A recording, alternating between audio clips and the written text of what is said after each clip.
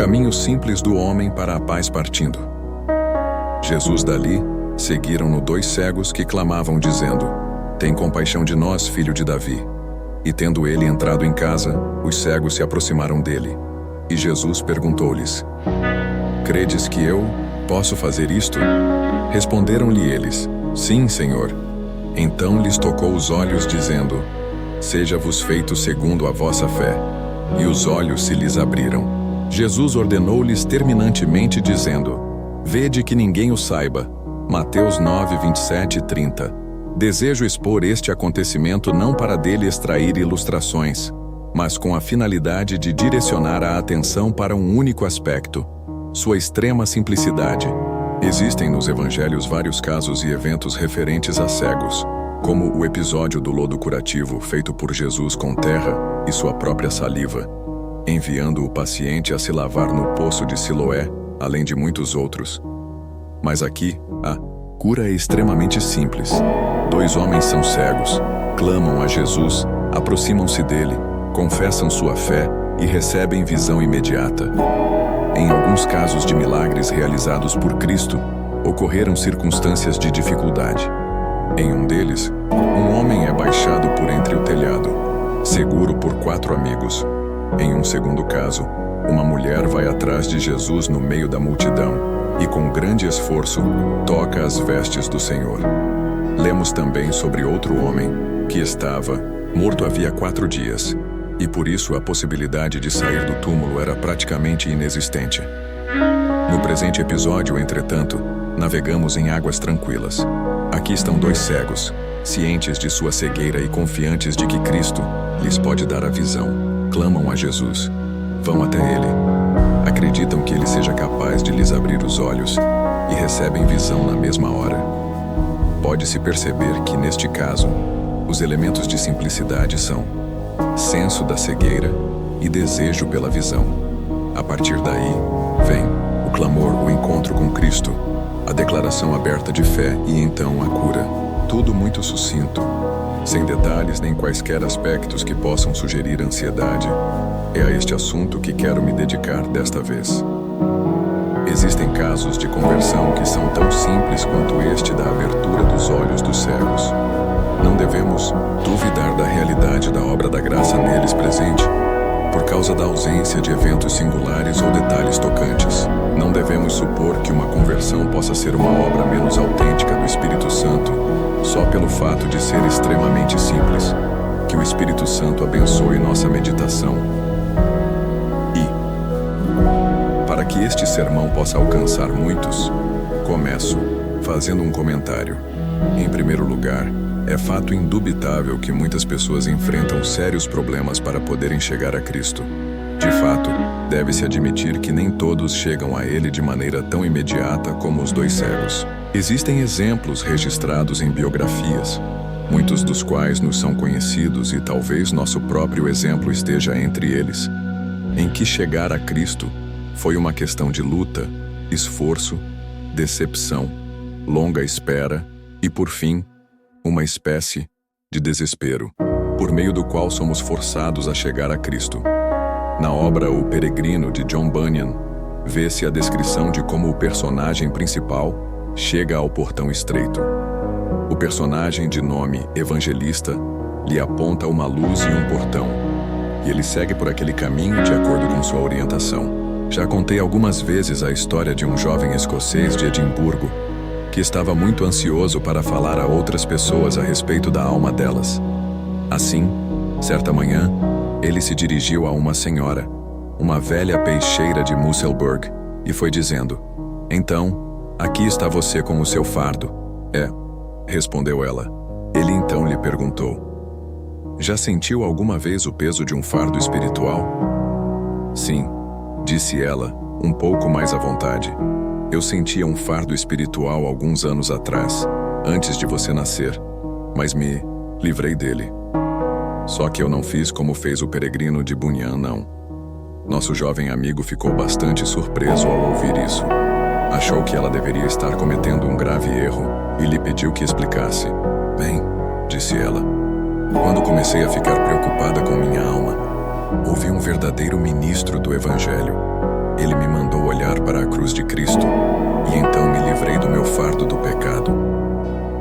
ouvidos a esses pregadores água com açúcar, como o tal evangelista de Bunyan. Como a senhora conseguiu fazer isso? Perguntou o nosso jovem amigo.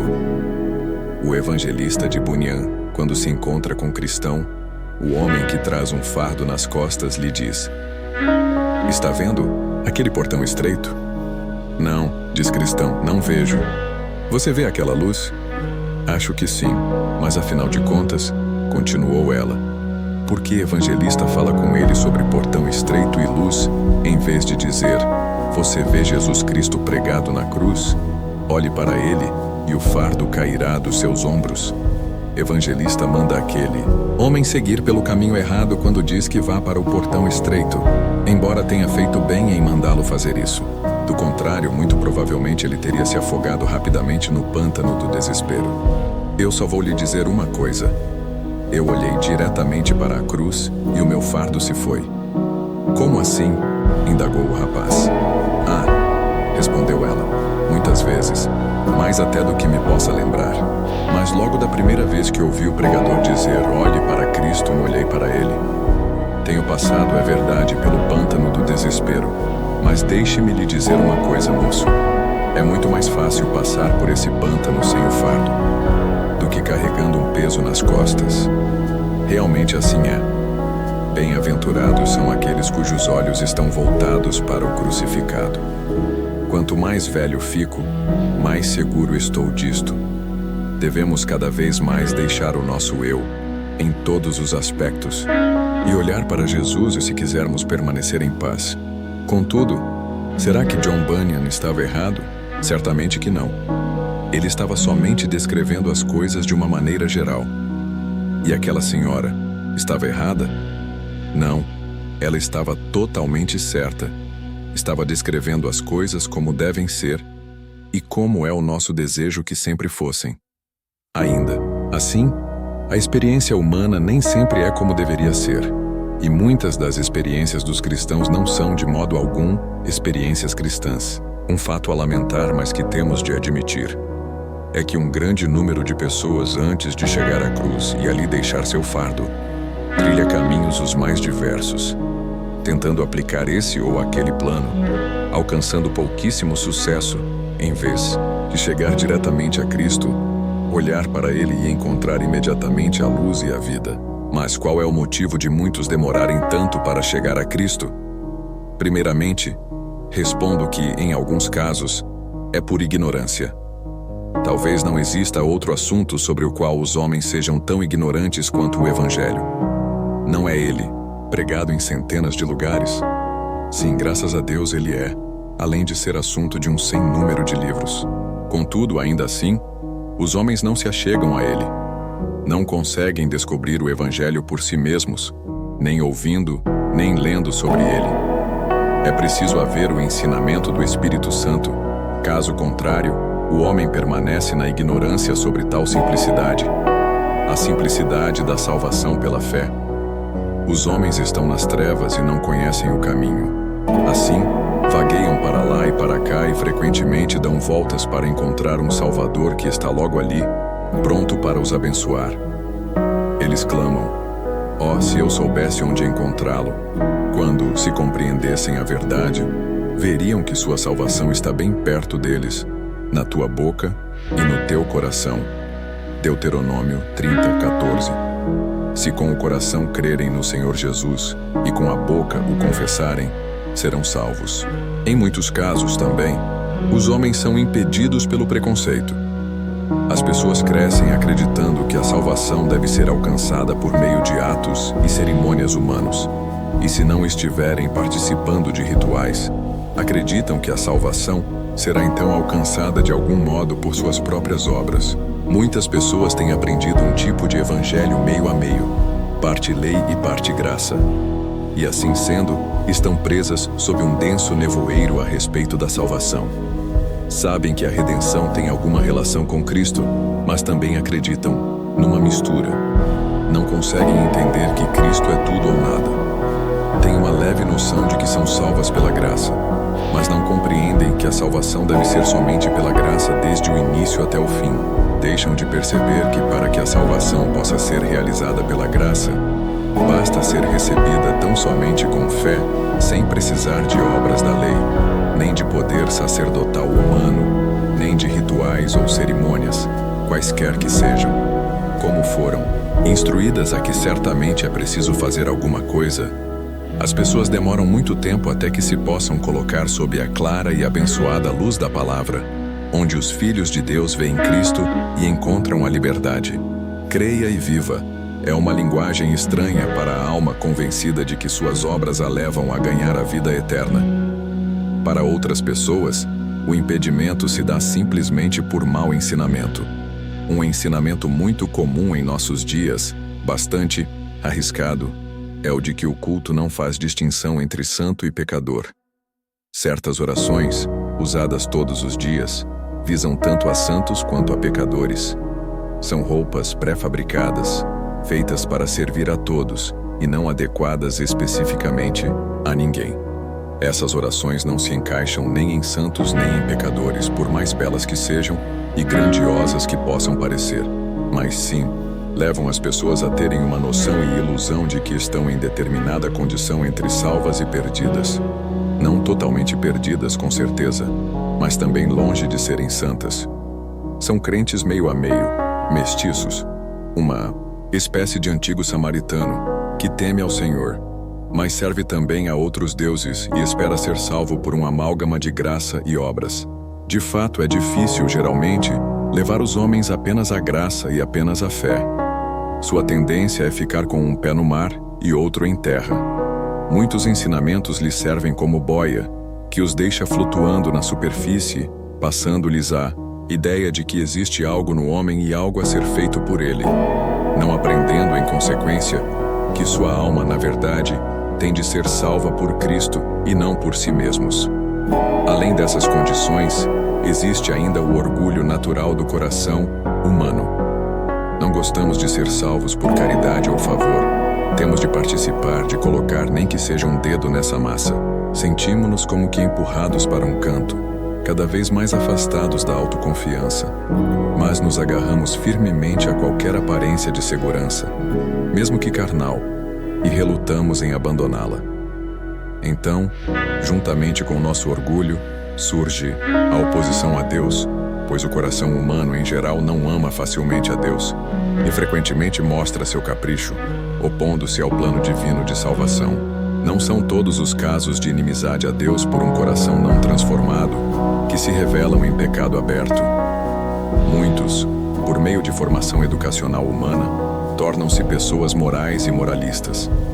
Todavia, no fundo, detestam e hostilizam o plano da graça de Deus e até a própria graça. E é aí que seu ódio e amargor entram em cena. Contorcem-se de raiva nos bancos quando o pregador fala da soberania divina, odiando certamente o texto que diz que Deus terá misericórdia de quem lhe aprouver ter misericórdia e compaixão de quem lhe aprouver ter compaixão. Romanos 9,15 falam dos direitos do homem decaído e de que todos devem ser tratados com igualdade. Quando, porém, a questão é a soberania divina e o fato de Deus manifestar sua graça de acordo com sua própria vontade absoluta, não conseguem suportar. Se por acaso toleram Deus, não o colocam devidamente em seu trono. E se reconhecem sua existência, ainda que não o vejam como Rei dos Reis e Senhor dos Senhores, que age como lhe agrada e tem direito de perdoar ou não a quem ele desejar. Então, se é assim, se isso agrada a ele, preferem perecer em sua culpa, rejeitando o Salvador. Tal coração não ama a Deus como Deus, mas faz um Deus de si mesmo e proclama: "Este é o teu Deus." Neemias 9,18. Em alguns casos também, a luta do coração para chegar a Cristo surge de uma singularidade de conformação mental, devendo esses casos jamais serem considerados como regra, mas sim vistos como exceção. Tomemos, por exemplo, o caso de John Bunyan, ao qual já me referi anteriormente. Se você ler Graça Abounding, livro de Bunyan, verá que, por 5 anos ou mais, ele foi objeto do mais terrível desespero, tentado por Satanás, tentado por si mesmo, sempre levantando dificuldades contra si próprio. Demorou muito, muito tempo mesmo, até que pudesse chegar à cruz de Cristo e encontrar a paz. No entanto, meu caro amigo, é bem improvável que tanto você quanto eu nos tornemos um escritor como John Bunyan. Podemos nos tomar, no máximo, latoeiros, que era a profissão dele, mas nunca escreveremos uma obra-prima como o Peregrino. Podemos também imitá-lo em sua pobreza, mas é bastante provável que nunca nos igualemos à sua genialidade. Um homem dotado de uma tal imaginação, cheio de sonhos extraordinários, não nasce todo dia. E quando surge, seu talento nem sempre significa um avanço na direção de uma vida tranquila. Purificada e santificada, a imaginação de Bunyan permitiu que sua obra-prima fosse apreciada com suas maravilhosas alegorias. Contudo, enquanto não renovado e reconciliado com Deus, com tal mente tão singularmente formada, mas tão destituída de instrução, criada na mais rude camada da sociedade, ele trazia consigo uma terrível carga de talento. Sua admirável fantasia teria operado nele uma extraordinária aflição, se não tivesse sido controlada pelo Espírito Divino. Não é admirável que, ao chegar um belo dia, seus olhos velados em tão densa escuridão possam suportar a luz, e que aquele homem passe a considerar suas trevas ainda mais escuras quando a luz passe a brilhar sobre ele? Bunyan foi, assim, um homem único em seu gênero, exceção, não regra. Você também, meu amigo, pode ser uma pessoa diferente. Existe grande possibilidade de que o seja. Eu o compreendo, pois eu mesmo me considero um tanto assim. Mas não imagine que exista uma lei que determine que todo mundo deva ser diferente. Se eu e você tivermos de andar por caminhos tortuosos, não quer dizer que todo mundo deva seguir nosso mau exemplo. Sejamos gratos a Deus pelo fato de que a mente de algumas pessoas é menos incomum ou mal formada do que a nossa, e não estabeleçamos nossa experiência como padrão para os outros. Não há dúvida de que dificuldades podem surgir de determinada qualidade da mente com que Deus possa ter dotado alguns, ou que uma depressão espiritual possa ser natural para outros, tornando-os peculiares por toda a vida. Mas, além disso, aqueles que não se achegam a Cristo por causa de ataques de Satanás. Se da história do filho a quem o pai queria levar a Jesus, mas quando ele vinha se aproximando, o demônio o derrubava e o convulsionava. Lucas 9:42. O espírito maligno, sabendo que seu tempo era curto e que seria expulso de sua vítima, jogava-o no chão e fazia com que se debatesse em epilepsia, deixando-o como morto. É isso que o diabo faz com muitos. Lança-se sobre eles com toda a brutalidade de sua natureza maligna e emprega neles toda a sua maldade, por temer que está prestes a ser expulso e não será mais capaz de tiranizá-los. Como disse Watts, busca a quem possa tragar, com maligna alegria. Contudo, se alguém se achegar a Cristo e o diabo não tiver mais permissão para investir contra tal pessoa, se alguém se achegar a Cristo e não houver nada de diferente em sua experiência, se o orgulho e a oposição forem vencidos em sua natureza, se alguém se achegar a Cristo e mesmo não sendo ignorante vier a ver a luz, regozijemo-nos. E sobre isso justamente que vou falar agora com um pouco mais de profundidade. 2.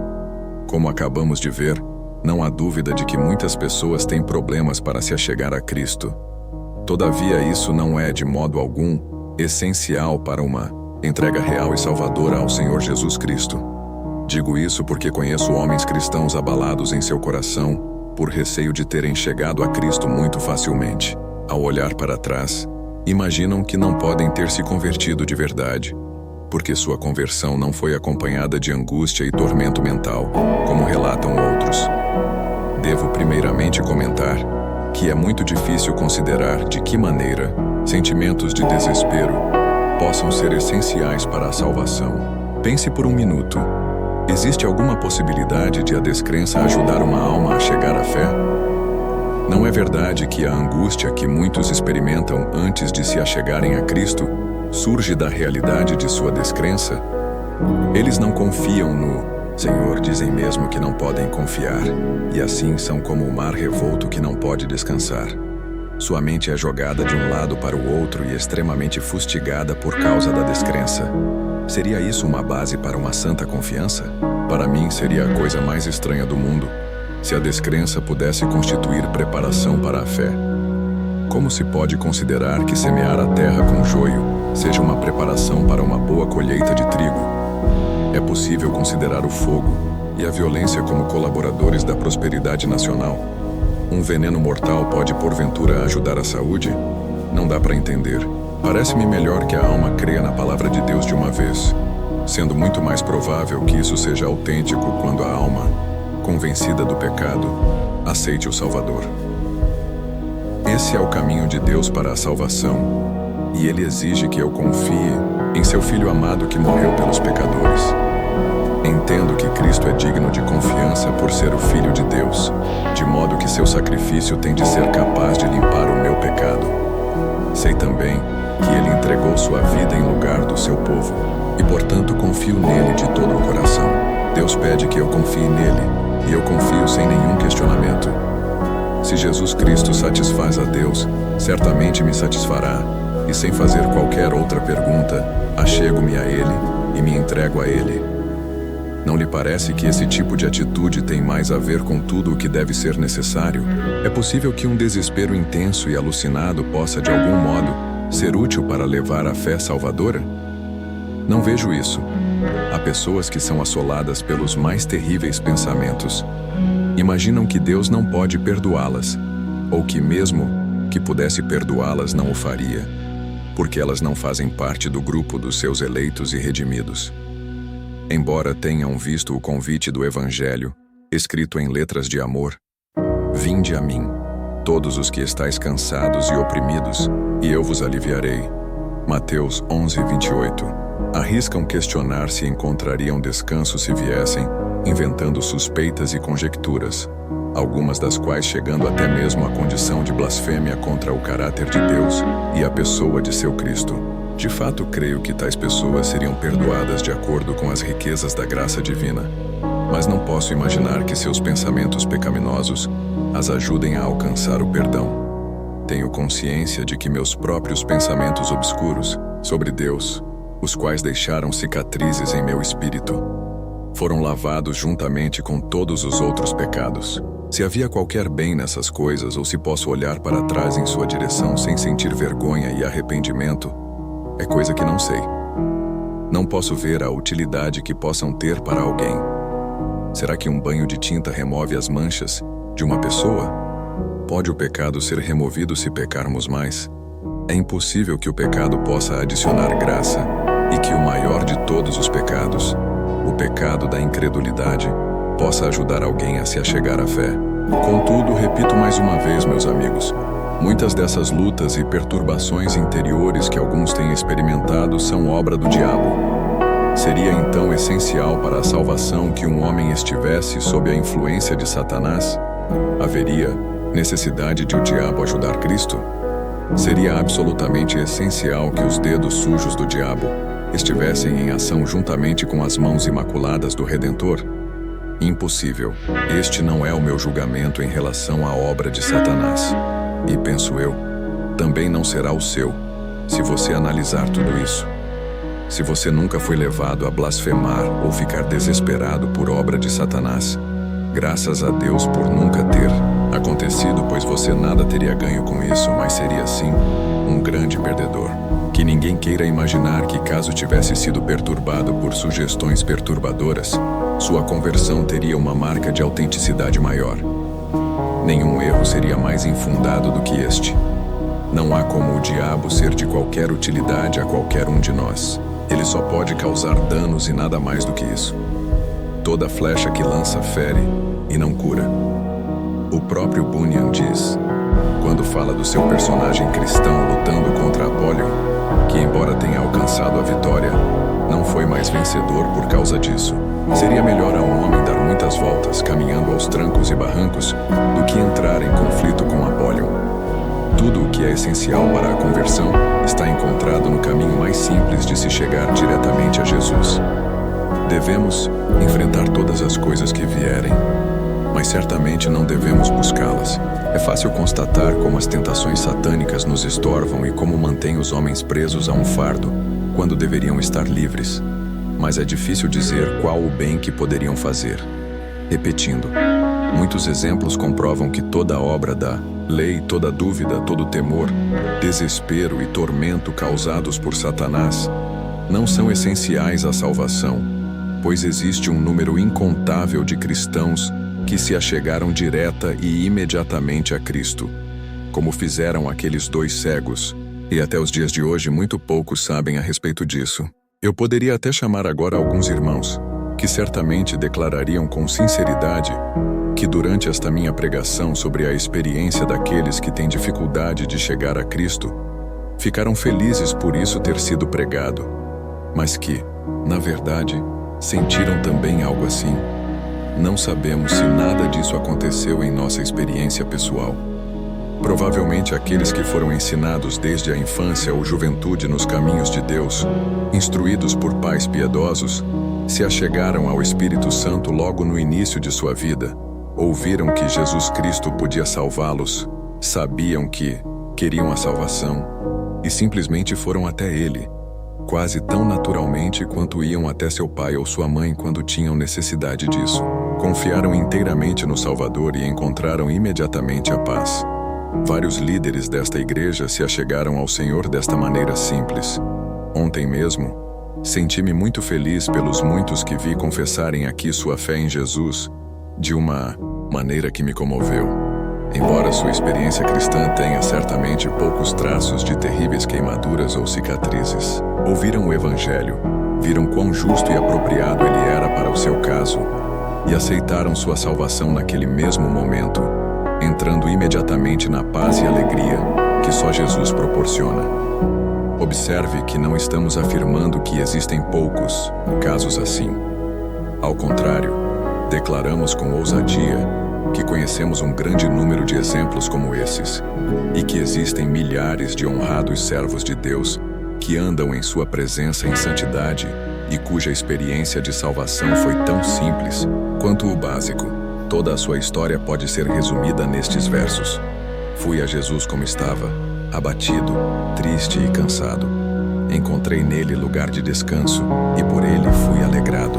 Posso ainda afirmar que muitos dos que dão as melhores evidências de terem sido renovados pela graça não sabem sequer o dia em que foram salvos, nem atribuem sua conversão a um único sermão, a determinado contexto das Escrituras ou a qualquer outro evento de sua vida. Pode ser que em seu quintal existam muitas árvores cujas datas de plantio você desconhece. Contudo, quando as vê repletas de frutos, não se preocupa com a data em que suas raízes começaram a se aprofundar. Conheço várias pessoas que sequer sabem a própria idade. Outro dia estava falando com uma delas, que achava ser 10 anos mais velha do que eu pensava. Eu só não lhe disse que era impossível ela não estar viva, já que não sabia ao certo o ano de seu nascimento. Se o dissesse, teria rido de mim. No entanto, há pessoas que duvidam de sua conversão somente porque não conhecem a data exata. Se você confia no Salvador, se Ele é a sua salvação e o seu maior desejo, e se sua vida é transformada pela fé de tal modo que você produz frutos do Espírito, não se preocupe com tempos ou épocas. Milhares dos que estão no aprisco de Jesus podem perfeitamente declarar que estão nele, mas o dia em que passaram pela porta é totalmente desconhecido. Milhares existem que vieram a Cristo não nas trevas da noite, mas no brilho do dia. E esses não têm como falar de longas esperas ou vigílias, embora possam louvar e cantar a graça gratuita e o amor que vai até a morte. Chegaram com alegria à casa do Pai. A tristeza do arrependimento foi suavizada pela doçura da fé, que entrou simultaneamente em seus corações. Eu sei que é assim. Estamos declarando a mais pura verdade. Muitos jovens chegam ao Salvador ao som de música suave. Da mesma maneira, muitos outros, de outra classe, isto é, pessoas de mente simples, chegam, e todos nós deveríamos desejar pertencer a essa classe. Pode ser que alguns eruditos se envergonhem de serem considerados simples, mas eu me orgulharia disso. Muitos dos defensores do princípio da dúvida e da crítica são grandes criadores de confusão e aparentam ser insensatos diante do próprio sofrimento. Enquanto os que se assemelham a crianças bebem o leite, esses críticos o analisam. Ao que parece, todas as noites antes de ir para a cama, eles se desmontam, e tudo indica ser bastante difícil que consigam se recompor na manhã seguinte. Para algumas mentes, a coisa mais difícil do mundo é acreditar em uma verdade por si só evidente.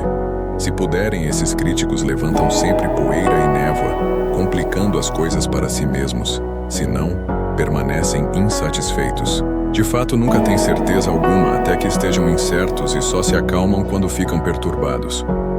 Benditos são os que creem que Deus não pode mentir e têm bastante certeza de que deve ser assim porque Deus o disse. São esses que se lançam em Cristo, quer se afundem, quer nadem. Pois se a salvação de Cristo é o caminho de Deus para salvar o homem, deve ser o caminho correto, e assim o aceitam. Eu lhes digo que muitos chegaram a Cristo dessa maneira. Agora, indo um pouco mais adiante, tudo o que é essencial para a salvação está na maneira simples, agradável e feliz de se chegar a Jesus, tal como você o fez. O que é essencial? Primeiro, arrependimento. Nossos queridos irmãos que chegam a Cristo, embora não sintam remorso, detestam o pecado que um dia amaram. Embora tenham conhecido o horror do inferno, sentem, o que é pior, o terror do pecado. Apesar de jamais terem tremido diante da forca, o crime é para eles mais horrendo que o juízo final. São ensinados pelo Espírito de Deus a amar a justiça e a buscar a santidade. E essa é a própria essência do arrependimento. Aqueles que têm chegado a Jesus dessa maneira certamente alcançam a verdadeira fé. Não trazem consigo nenhuma experiência em que confiar, mas sim são levados a descansar plenamente naquilo que Cristo sentiu e fez. Não repousam em suas próprias lágrimas, mas no sangue de Cristo. Não em suas próprias emoções, mas na aflição de Cristo. Não em sua própria consciência de ruína, mas na certeza de que Cristo veio para salvar todos aqueles que nele confiam. Possuem a fé do tipo mais puro. Observe-se também que, sem dúvida, possuem amor. A fé opera pelo amor. 1 João 5,6. E eles demonstram isso. Parece até que, antes de tudo, têm mais amor do que aqueles que carregam um fardo pesado e se encontram abatidos pela tempestade, pois na quietude de suas mentes têm uma visão mais correta das coisas belas do Salvador. Eles se inflamam de amor por ele e logo passam a servi-lo, enquanto outros ainda estão tentando curar suas feridas e fazer com que seus ossos partidos se regozijem. Claro que não pretendo depreciar as experiências dolorosas. Quero apenas mostrar que essa segunda categoria, a da vinda simples a Cristo, semelhante à forma como os cegos vieram, com sua fé simples de que ele poderia lhes dar a visão, não é nem um pouco inferior à outra, contendo em si tudo o que é essencial à salvação. Em seguida, percebemos que o mandamento do Evangelho não implica em si mesmo nada do que alguns possam ter experimentado. O que Deus nos ordena pregar aos homens: seja arrastado pelo diabo e será salvo? Não, mas creia no Senhor Jesus e será salvo. Atos dos Apóstolos 16:31. Qual é a minha tarefa neste momento? Dizer a você, desespera e será salvo? Certamente não, mas sim, creia e será salvo. Deveríamos ter vindo aqui para lhe dizer: torture-se, moa seu coração, açoite seu espírito, moa sua própria alma em desespero. Não, mas sim, creia na infinita bondade e misericórdia de Deus na pessoa de seu Filho amado. Venha a Ele e confie nele. Esse é o mandamento do Evangelho. Ele é colocado de várias formas. Eis uma delas: olhai para mim e sereis salvos, vós, todos os confins da terra. Isaías 45:22. Se fosse para chegar aqui e dizer arrancai os vossos olhos, isso não seria o Evangelho, seria? Não, mas sim, olhai. O Evangelho não diz chore, derrame lágrimas dos seus olhos, mas sim, olhe, olhe, olhe. É simplesmente o oposto a qualquer coisa como remorso, desespero e pensamento blasfemo. E simplesmente, olhe. Isso é também apresentado de outra maneira. Pelo que ouvimos, devemos tomar da água da vida à vontade. Somos conclamados a beber da fonte eterna do amor e da vida. O que devemos fazer? Tomar essa água tão quente a ponto de nos queimar? Não. Devemos bebê-la fresca, da maneira que ela flui livremente da fonte. Devemos simplesmente achegar-nos à fonte, beber bastante dessa água e nos satisfazer com ela, que ela irá saciar a nossa sede. Mais uma vez, o que é o Evangelho? Não é comer do pão do céu? Comei o que é bom. Isaías 55:2. Eis aqui o banquete do Evangelho, e devemos impelir os homens a irem até ele. E o que devem fazer quando a ele chegarem? Olhar silenciosamente enquanto outros comem? Ficar de pé e esperar até que tenham muitíssima fome? Tentar um jejum de 40 dias, tal qual já tentaram alguns? Nada disso. Você pode até pensar nisso como sendo evangelho, tal como algumas pessoas o pregam e agem. Mas o evangelho não é assim. O que se deve fazer é regozijar-se em Cristo imediatamente. Não é preciso jejuar até se transformar em um esqueleto para então chegar a Cristo.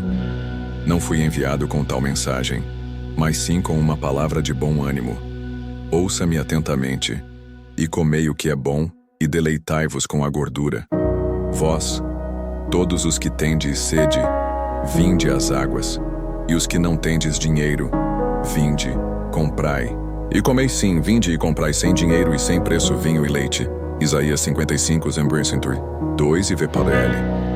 Pegue à vontade aquilo que Deus lhe dá e apenas confie no Salvador. Não é isso o Evangelho? Então, por que qualquer um de vocês deveria dizer: eu não posso confiar em Cristo porque não sinto isso ou não sinto aquilo? Não, lhes estou garantindo solenemente que conheço muitos que chegaram a Cristo como estavam, sem terem passado por sentimentos horríveis, dos quais se fala tanto, e ainda assim, foram verdadeiramente salvos. Venha como você está. Não tente criar retidão a partir da sua impiedade, nem confiança a partir da sua descrença, nem um Cristo a partir de suas blasfêmias, como alguns parecem fazer. Não se enlouqueça tentando imaginar em vão que tipo de desespero possa servir de fundamento para a sua esperança. Não há desespero algum que o possa fazer. Você deve sair de si mesmo e ir até Cristo. Aí você estará seguro. Assim como responderam os cegos quando Cristo lhes perguntou: credes que eu posso fazer isto? Com um sim, Senhor, você deve responder: sim, Senhor. Entregue-se inteiramente ao seu Salvador, e ele será o seu Salvador. Concluo com mais uma observação. As pessoas privilegiadas por virem a Jesus de maneira tranquila, agradável e feliz não são, de modo algum, perdedoras. Elas podem perder algo, sim, algo de caráter pitoresco, mas não algo de grande valor. Quando uma pessoa passa por uma série de provações que procuram afastá-la de Cristo e, finalmente, chega ao Senhor como um navio avariado que atraca no porto, tem quase sempre muito o que contar e escrever. E talvez ache interessante poder relatar tudo isso. Se puder fazê-lo para a glória de Deus, é bastante adequado que o faça. Muitas dessas histórias estão registradas em biografias, por serem incidentes que despertam o interesse alheio e fazem com que uma vida seja digna de ser relatada. Mas não se deve concluir por isso que todas as vidas piedosas sejam semelhantes. Bem-aventurados são aqueles cujas vidas não precisam ser escritas, porque os protagonistas estão tão satisfeitos e felizes com a vida tranquila que levam, que não há nada pitoresco ou curioso demais a relatar. Eu lhe pergunto o seguinte: quando aqueles dois cegos vieram a Jesus como estavam e disseram que acreditavam que ele podia lhes abrir os olhos, e o que ele fez foi abrir os olhos deles, não há em sua história o necessário e bastante de Cristo que deveria haver? Os homens aparecem em destaque, sim, mas é o mestre da cura que está em primeiro plano. Mais detalhes provavelmente diminuiriam a preeminência peculiar que ele tem em tudo. Eis ele, o bendito e glorioso abridor dos olhos dos dois cegos. Ali está ele, somente ele, e o seu nome é glorioso. Houve também uma mulher, que gastara todos os seus recursos com médicos sem conseguir melhorar, e pelo contrário, piorava a cada dia. Essa mulher tinha muita história para contar sobre os vários médicos que procurara. Mas não sei se a narrativa de suas muitas decepções glorificaria o Senhor Jesus de alguma forma, além do que é feito quando os dois cegos, curados, depois, contam: ouvimos falar dele, fomos até ele e ele abriu os nossos olhos. Nunca gastamos uma moeda sequer com médicos. Fomos direto a Jesus tal como estávamos, e tudo o que ele nos disse foi: vocês acham que eu posso fazer isto? E nós dissemos: sim, nós cremos que tu podes. Então, ele nos abriu os olhos imediatamente. Foi isso o que aconteceu. Oh, se minha própria experiência pessoal pudesse ser colocada sob a luz do Mestre, nada valeria por maior que fosse. Que Cristo seja sempre o primeiro, o último, o do meio. Vocês não dizem o mesmo, meus irmãos? Se você, pobre pecador, vier a Cristo de uma vez por todas, sem ter nada o que dizer, se for simplesmente alguém sem importância que se achega àquele que é tudo em todos, se for um amontoado de pecados e miséria, um grande vácuo, nada, além de um vazio que não seja digno de qualquer menção, se vier e se entregar a sua graça infinitamente gloriosa, isso será plenamente suficiente. Parece-me que você nada irá perder, por não haver algo pitoresco ou sensacional em sua experiência. Haverá somente uma grande sensação, a de estar perdido em si mesmo, mas salvo em Jesus. Glória seja dada ao seu nome. Talvez você imagine que pessoas que venham a Cristo de forma tão tranquila possam mais tarde perder algo no processo de adaptação para serem úteis, porque não seriam capazes de compreender aqueles que enfrentam profundas perplexidades ou situações terríveis quando estão prestes a chegar a Cristo. Na verdade, existe uma grande quantidade de pessoas entre nós que realmente podem se identificar com os angustiados.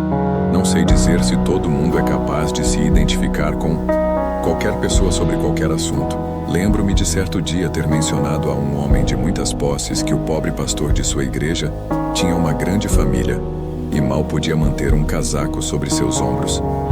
Ele me disse que achava bom que os pastores fossem pobres, para poderem se identificar com os pobres. Sim, sim, respondi.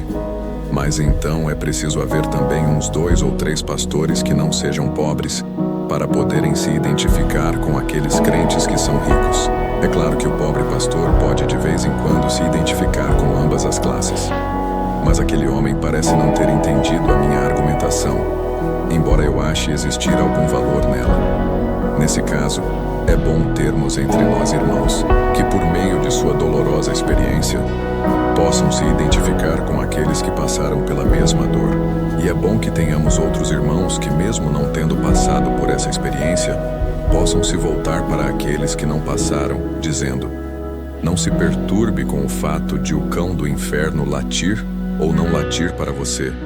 Se você veio a Jesus de maneira calma e segura, não se preocupe se o diabo tiver ou não latido para você, pois eu também cheguei a Jesus de forma tão tranquila, segura e doce quanto você. Tal testemunho irá confortar a alma, e se você parecer não ter o poder de se identificar de uma maneira, terá o poder de se identificar de outra, e assim não haverá perda. Para resumir, peço que todo homem, toda mulher e toda criança aqui se acheguem e confiem no Senhor Jesus Cristo.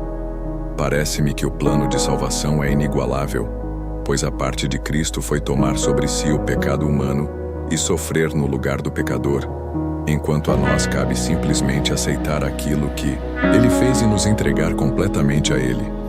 Aquele que não for salvo por um plano como este só restará perecer. E é isso o que acontecerá.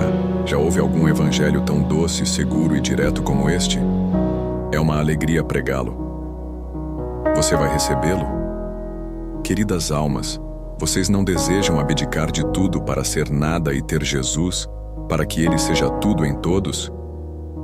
Que Deus não permita que nenhum de nós rejeite esse caminho de graça, esse caminho aberto, esse caminho seguro. Venha, não demore mais. O Espírito e a noiva dizem: vem.